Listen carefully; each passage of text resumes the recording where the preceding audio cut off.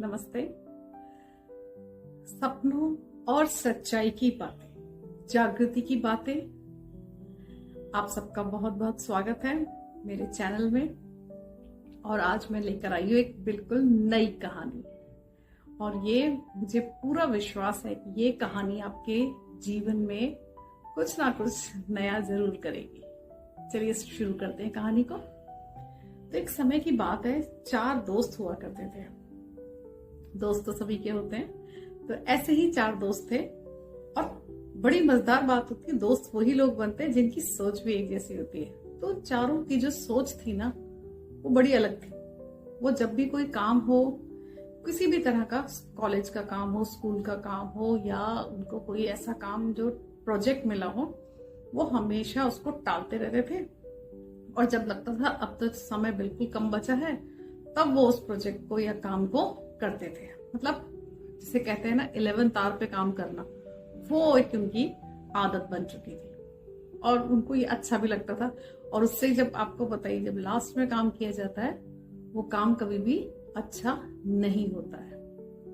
तो ऐसे ही जब वो एक बार कॉलेज में थे, हॉस्टल में, तो उन्होंने देखा उनके एक टीचर हुआ करते थे। टीचर और भी थे। एक टीचर जो उन्हें बहुत ज्यादा पसंद थे, वो जब भी उनको पढ़ाने आते थे हमेशा एक लोटे में पानी लेकर आते थे। और वो देखते थे कि वो उस लोटे को हमेशा मांजते हैं, रगड़ रगड़ के मांज के साफ करके फिर उसमें वो पानी भरते हैं।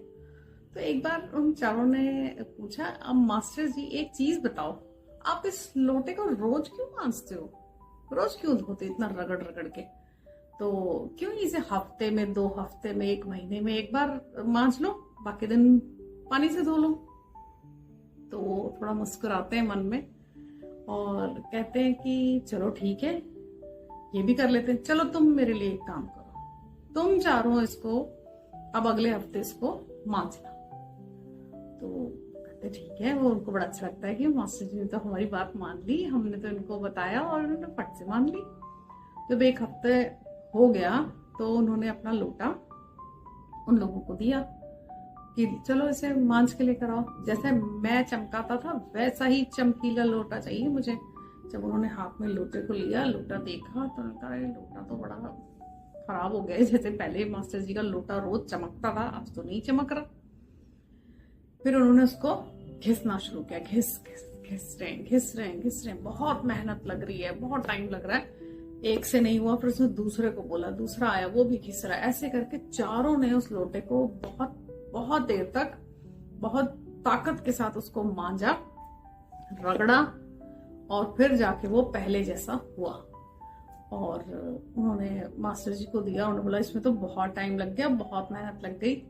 तो मास्टर जी हंसने लगे, बोले चलो चारों आओ तुम मेरे पास, मुझे एक बात बतानी है। तो बोले कि तो, और मास्टर जी को पता ही था कि इनकी एक आदत है, ये कभी भी टाइम पे काम नहीं करते। जब लगता है कि टाइम अब बहुत कम बच गया है तब करते हैं। तो आप तुम मेरे साथ आओ। तो वो उनको बैठाते हैं, बोलते हैं कि जैसे ये लोटा है, इस लोटे को मैं रोज धोता हूँ, मांजता हूँ, रगड़ता हूँ। तो हमारा जो ये शरीर है, मन है, दिमाग है, ये भी इस लोटे की तरह है। वो सोचते हैं लोटे की तरह है कैसे? बोले देखो, अगर हमें अपने शरीर को स्वस्थ रखना है तो हमें क्या करना चाहिए? व्यायाम करना चाहिए, कसरत करनी चाहिए। अगर हम किसी वजह से नहीं कर पाते हैं तो हमें सैर करनी चाहिए सुबह या शाम, लेकिन हमारे शरीर को स्वस्थ रखने के लिए। तो और अपने मस्तिष्क के लिए, ब्रेन के लिए क्या करना चाहिए? ब्रेन के लिए हमें ब्रेन, जैसे हम शरीर के लिए खाना खाते हैं, ऐसे ब्रेन के लिए भी फूड होता है। तो वो होता है जैसे अच्छी किताबें, अच्छी चीजें पढ़ना। ठीक है। अब मन के लिए क्या है? मन, जब हम ये शरीर और मस्तिष्क के लिए काम करेंगे, उसके बाद मन को हमें मेडिटेशन या इस तरह की ब्रीदिंग एक्सरसाइज से अपने मन को कंट्रोल करना है। मन का संयम में रहना बहुत जरूरी है। तो इसी तरह से अगर हम ये, ऐसा नहीं है कि कल हमारा कोई इंटरव्यू, आज हम पढ़ रहे हैं, नहीं, हमें ये डेली निरंतर अभ्यास करते ही रहना है। तो इसीलिए मैं इस लोटे को रोज मांजता था। समझ गए? तो समझ जाते हैं वो। तो इस कहानी का जो मॉरल है या संदेश है वो क्या है? वो ये है, जैसे हम बोलते हैं ना, बूंद बूंद से घड़ा भरता है। तो ऐसे हमारे छोटे छोटे छोटे छोटे जो स्टेप्स हैं जो हम डेली बेसिस पे कर रहे हैं, और वो एक बड़ा कमाल करके दिखाते हैं। तो ये इसीलिए हमें हमेशा जो भी हमारी स्किल है उसको डेली उसकी प्रैक्टिस करनी है। मान लो आप सिंगिंग में है तो डेली आपको गाने का प्रैक्टिस करना है, डांस है तो उसकी प्रैक्टिस करनी है, और अगर आप टीचर हैं तो आपको उससे पहले अपना एक लेसन प्लान बनाना है। ऐसे जाके हम खड़े नहीं हो सकते कि कुछ भी पढ़ाने लग जाएंगे। इसी तरह से डॉक्टर है, डॉक्टर भी अपना दूसरे डॉक्टर से बात करते हैं, केसेस डिस्कस करते हैं, और उसके बाद वो अपना काम करते हैं। ऐसे सब प्रोफेशन में सबको डेली अपना छोटा छोटा प्रयास करते रहना चाहिए।